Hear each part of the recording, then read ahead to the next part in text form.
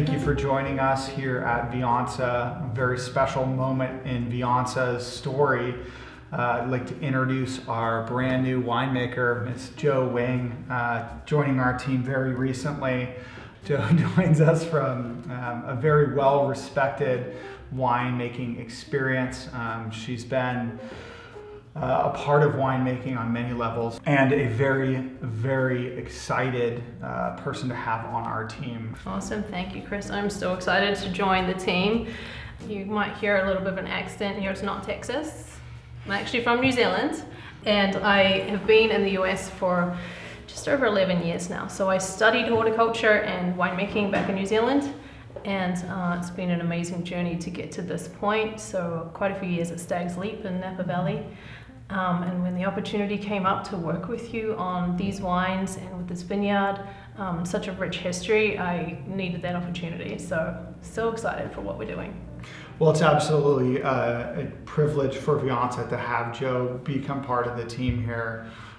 One of Jo's greatest assets is her focus on where the grapes come from, her focus on the vineyard, the terroir of the area, and really putting the care that we want into the product itself and where it's really grown. So maybe we can talk about some of your winemaking styles and how you view the vineyard and wine. Absolutely. So for winemaking style, I like the fresher, kind of more crisp acidity, food-friendly wines. And what really stood out to me for Viansa is your focus on Italian varieties. I know your family has a rich history with that, so Italian varieties are always to be paired with food, right? So that's really what stuck with me in terms of I want to be able to create that, to be able to have that kind of pairing. And then we have the beautiful estate. So being in Carneros, we're extremely lucky. I've worked a little bit with fruit from Carneros, Chardonnay before, a little bit of Pinot Noir, and it's such a unique region where you get the cooling influence from the San Pablo Bay and a long, slow ripening season. So what we have there with the Pinot and the Chardonnay, we can create something really unique and really special. And the Sangiovese, which your parents were a huge part in developing, it's planted in the perfect location on the hillside there, where it's a little bit gravelly, a little bit more edgy kind of soils.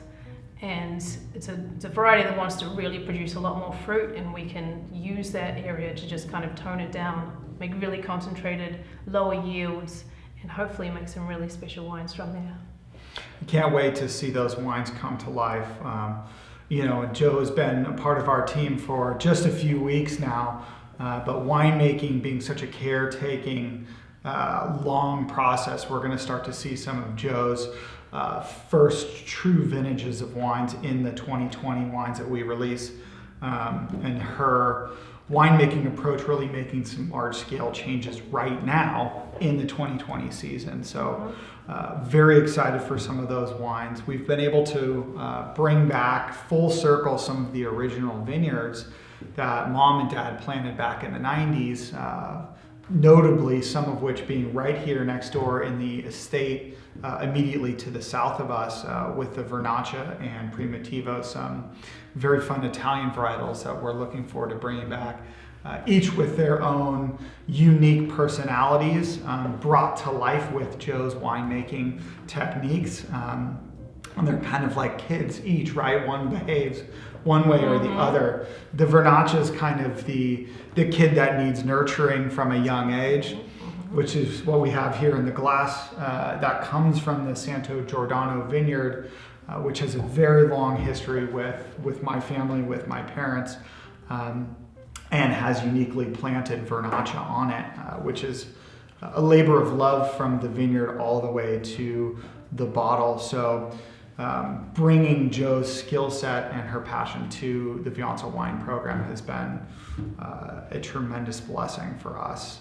As part of all of the changes that are going on in the winemaking program, we talked a little bit about the Italian varietals, but there are quite a few new Italian varietals that are going to come out in the next few years. Some very exciting stuff that we're finding in some very exciting locations. So stay tuned for that. But at the same time, we're also refocusing on the wines we grow here on our estate. And Joe's got some fun things to say about that. Yeah. Well, like I said before, the Carneros region is one of my favorites for sure, being a little bit cooler. Coming from New Zealand and cool climate, I like this style of wine a little bit more. And then the Italian varieties, it's going to be an interesting longer term kind of experience, because those varieties are something that we're looking for the future. So developing that, and it's a big part of sustainability. So are we getting the right varieties in the right regions? We might have to look a little bit further afield other than Sonoma, and we're prepared to do that. So making sure that we get the right vineyard in the right place, and we're doing something really sustainable for the future. Yeah, awesome. Can't wait to see what comes out of this whole thing. And as we were talking about earlier, this is very much so a painstaking labor of love to create these wines. It's also a very long game, so this is the beginning of something that will continue to develop and will continue to grow and shine as the years go by. So I can't wait. I know Joe can't wait to showcase some of the new things that are coming out. So please join us along for this journey and watch all of these beautiful things come together. Cheers. Cheers. Yeah.